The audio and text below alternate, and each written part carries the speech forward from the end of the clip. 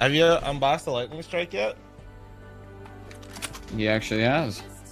Yeah, that thing is lit. Also, I accidentally just bought a deagle. Oh, me too. I didn't just accidentally buy it. I did. Right? Yeah. Alright, no problem, Phil. I'm gonna beat behind you and take the deagle. Yeah, that's fine. Train might die here in spawn. Yeah, he will. We're trying to keep him alive.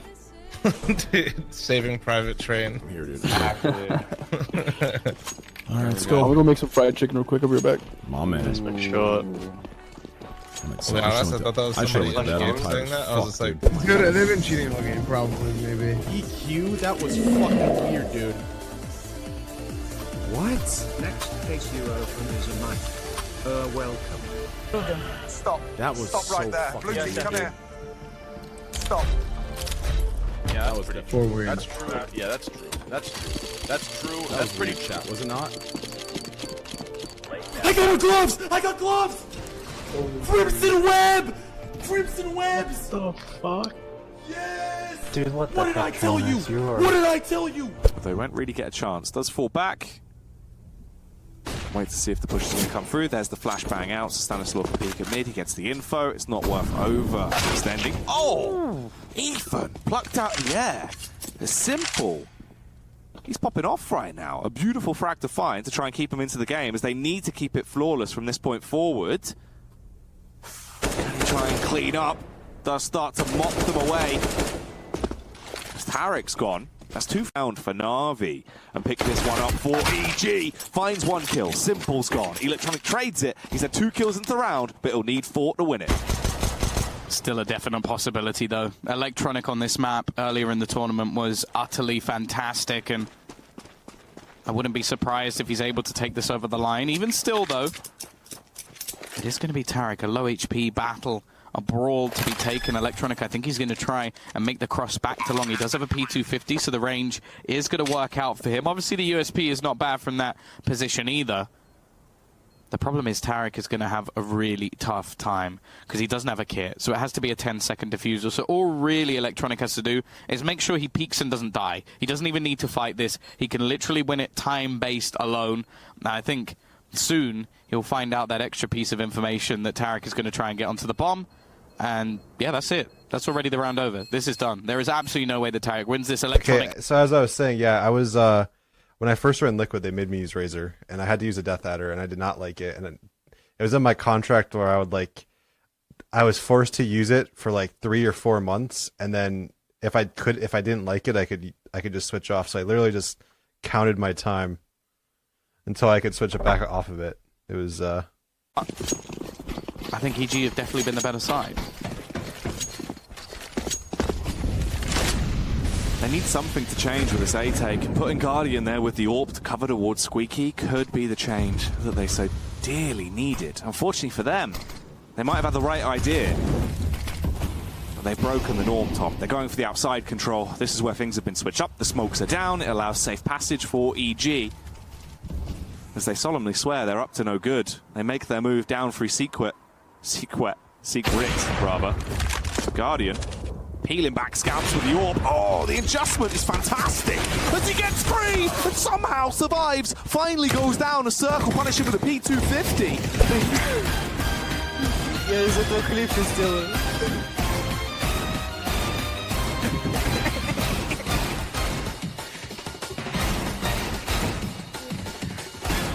Скинь мне эту песню, пожалуйста.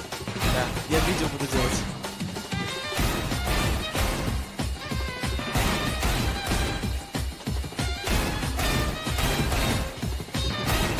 Berserk is still standing, only 6 HP, Simple domes 1, and Breezy trying to find the trades. He gets a second with a fadeaway shot. A little bit of luck going a long way. The boost over the top, though, trying to set up the Ukrainian, and he's going to find the shot as well. Give them that little bit of extra space. Another connected as well. And leaves just Breezy on the side. This is so clinical from Simple. 4 kills, the 5th stolen. The Thief of Guardian will ruin the ace, but damn is this man on. Different, okay? I feel bad for Kool-Aid. Behind. Ah! I'm playing A. Fuck it. Let's go. What the? No, dude, it's only one dude. Hell nah. Hey Panda, can you hold this?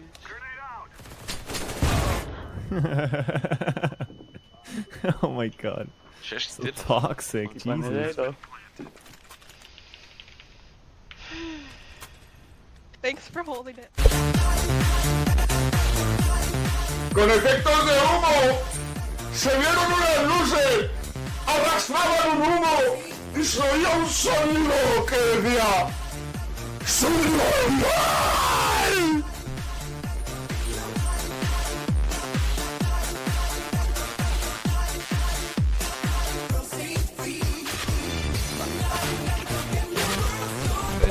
And the outcome of the round is heavily weighted on the success of those pushes. So you can see how the plan works, but it's definitely a desperate situation. And speaking of which, these boosts, the 4-man boost, it's a difficult situation because, as you often point out, James, if it's spotted, then the CTs know they can basically push everything. Oh, yikes. Dear. Well, never mind. I haven't seen that happen before. Yeah. You can see they don't do it too often. I don't think I've ever seen him do that. Well, I think like most of the time I'm seeing it, it's Booyah. Throughout the map so far, the team comes in. Cirque almost misses. It's left onto Guardian. He's going to take that first as well, and even gets back past. It's now all onto Cirque. The flashbang not going to make it through the door. And while just playing with his food at this point, Guardian is the master of the clutch, and Cirque is just his student. That's impeccable. So good. 15-11. Slamming the door in his face and potentially shutting the door for Breeze, can he make the shot? It's labored. He can't find it. It's device all day. And 2 UMPs here on that B side. And it's what Ethan is up against with that 5-7. They are very weak. It is super doable here for Ethan as he pushes his way in. And there's one nade. He's going to have to drop onto one. That's a free one. Using that 5-7, it does have some accuracy and range. Can he find it? A couple more bullets. He's got it. The headshot for Ethan. And they'll convert the force buy. Look at the back and forth. Finally, EG. Ich mal Skip Cases. Ich habe echt nicht viel Zeit. Vielleicht passiert's, vielleicht krieg ich so mein erstes CS20 Knife. 600 von denen aufgemacht, nur Müll. Vielleicht klappt skippen.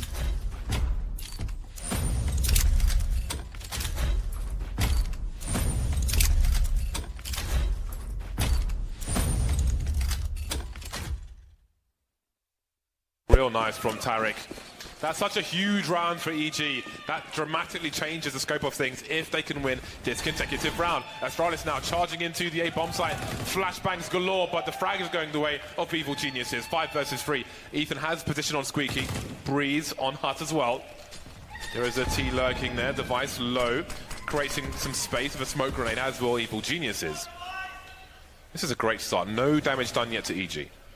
Yeah, Astralis resetting the situation, trying to sweat it out a little bit. But Evil Genius is very ready. Cirque there on the orb, on the cross, ready and waiting. Tarek for support with the rifle. And it's not going to happen here for Astralis. Perfect round. In fact, not a single player even taking a single point of damage for Evil Geniuses. And we can start to see... Right, Yuri able to equalize things out, but he's left low. Oh, there's the slam dunk from Almaze. They're just K-Serrano, but he's the final boss of the Brazilian boys. And Furia, they will get their first one on the board. Once again, it's heroics required from K-Serrano to make it happen. He's more than willing to answer the call, though, with that.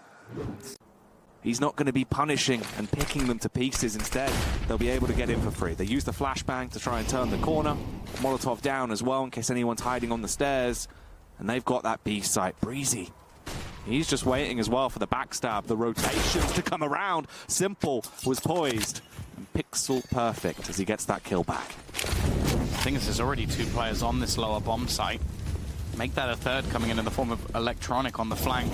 The T's need to get moving quick, and Flamey from this position has been a real problem for them. They're unable to clear once again. 3 kills from the same spot, and quickly they eliminate EG. I don't know what just happened there. They really seem to struggle. I feel like they need to almost... But anyway, falling with the AWP straight away. Repositioning, spotting some legs. It's a great start for MIBI. Honestly, I really do think this is a really bad spot for Shark, starting on a T side. Gonna consider going for this now? Like, they've got a couple of kills, but the bomb is so far ticked. It's a 10-second defusal. I don't see Heroic giving this one up. It would be massive mistakes if they do, and Emmy's gonna have to just sit on that bomb and hope he can defuse it in time, and there's no way. There's absolutely no way. I mean, it would have been nice, but yeah, again, I think we talked about it yesterday, Tom, when we casted the first Crazy game as well, that they tend not to save when they're supposed to. They tend to know when you've lost. Yeah, exactly. You know when you're out of the fight, know when you can.